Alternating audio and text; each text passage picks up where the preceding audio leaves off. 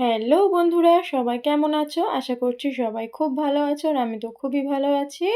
আজ তোমাদের জন্য নিয়ে চলে এসেছি নতুন একটা রেসিপি। তো অনেকদিন ধরে ভিডিও দিতে পারছি না, তার জন্য সরি। তো আজ আমি কোনো কষিয়ে-টষিয়ে রান্না করছি না। আজ রেখেছি একটা অতি সহজ একটা রেসিপি, যেটা এই শীতকালে তো খেতে খুব ভালো লাগে। আর এই শীতকালে ফ্রেশ সবজিগুলোও পাওয়া যায়। তো প্রথমেই একটা তেজপাতা নিয়ে 200 মুগ ডাল আমি এখানে শুকনো খোলায় ভেজে নিয়েছি। এটা ভালো করে ধুয়ে নেব। নিয়ে প্রেসারে দিয়ে দিচ্ছি। আমি বেশি না, 2 টো সিটি দিয়ে দিলে আমার ডাল সিদ্ধ হয়ে যাবে।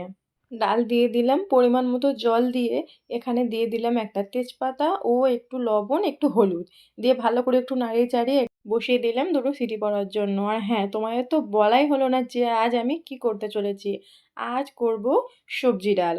তো অনেকেই সবজি ডাল করে ঘি, রিফাইন তেল এগুলো ইউজ করে। তো আজ আমি বাড়িতে থাকা কিছু উপকরণ দিয়েই আমি সবজি ডাল তোমাদের করে দেখাবো। তার জন্য কড়া বসিয়ে দিয়েছিলাম। কড়া গরম হয়ে যাওয়ার পর অল্প পরিমাণে একটু সর্ষের তেল দিলাম, দিয়ে ছোট ছোট করে আমি যে ফুলকপি কেটে রেখেছিলাম সেটা ভেজে নিলাম। নিয়ে এখানে দিয়ে দিলাম ছোট করে কেটে রাখা বিনস আর গাজর। বিনস ও গাজরটা দিয়ে ভালো করে আমি এখানে সবজিগুলোকে ভেজে নেব। আমার অনেক দিন ধরে ইচ্ছে হচ্ছিল একটু সবজি ডাল খাওয়ার জন্য। কারণ শীত পড়ে গিয়েছে আর ফ্রেশ সবজিগুলো এখনই পাওয়া যাবে, পরে আর পাওয়া যাবে না। সেই জন্য আজ ঝটপট বানিয়ে ফেলবো সবজি ডাল। আর ভাবলাম সেটা তোমাদের সঙ্গে একটু শেয়ার করে নেওয়া যাক। তো এখানে আমার বিনস আর গাজরটা ভালো করে ভাজা হয়ে গিয়েছে। আমি এই বিনস ও গাজরটাকে তুলে নিলাম।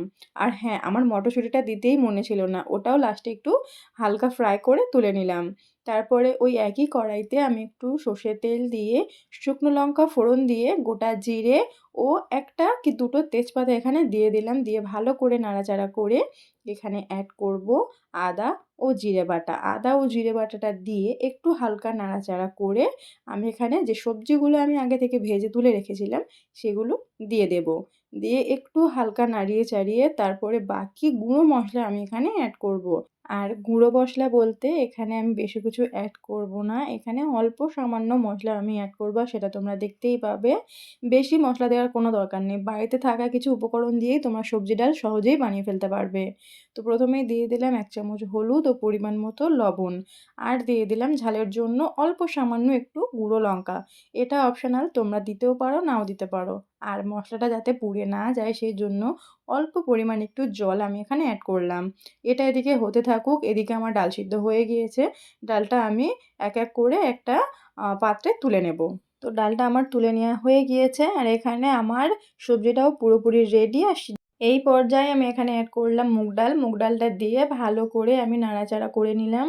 আর মুগ ডালটা যখন আমি প্রেসার থেকে নামিয়েছিলাম তারপর একটু জল দিয়ে হালকা নাড়াচাড়া করে নিয়েছি। আর এখানে অ্যাড করেছি 4টে গোটা কাঁচা লঙ্কা। তোমরা চাইলে কাঁচা লঙ্কা অ্যাড করতেও পারো, নাও করতে পারো, এটা পুরোপুরি অপশনাল।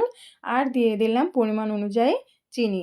চিনিটা দিলে স্বাদ ব্যালেন্স হয় ও টেস্টটা খুবই সুন্দর হয়। আর আমার এখানে ডালটা পুরোপুরি হয়ে গিয়েছে। ডালটা আমাদের পুরোপুরি রেডি হয়ে যাওয়ার পর ওপর থেকে ছড়িয়ে দিলাম জিরে গুঁড়ো, যেটা আমি আগে থেকে ভেজে গুঁড়ো করে রেখেছিলাম। তো ডাল আমার পুরোপুরি রেডি। তো আমার এই রেসিপিটা তোমাদের কেমন লাগলো অবশ্যই আমাকে কমেন্ট করে জানিও।